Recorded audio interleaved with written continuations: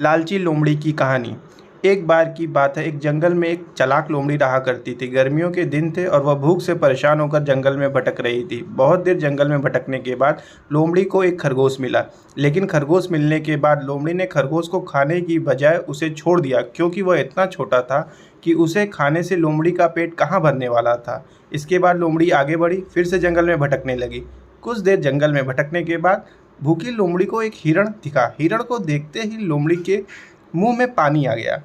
लोमड़ी हिरण को पकड़ने के लिए उसके पीछे दौड़ने लगी। लोमड़ी ने पूरी ताकत से हिरण का पीछा किया, पर हिरण लोमड़ी की पकड़ में नहीं आया। अब लोमड़ी खाने की तलाश में बहुत ही थक चुकी थी।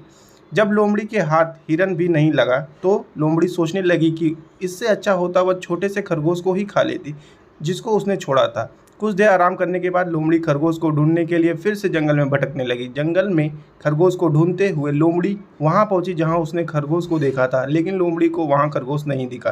थक हार कर लोमड़ी को अपनी गुफा में लौटना पड़ा, जिसके बाद कई दिनों तक भूखी लोमड़ी अपनी गुफा में भूखा रहना पड़ा और बहुत दिन बीत जाने के बाद लोमड़ी को खाना मिला।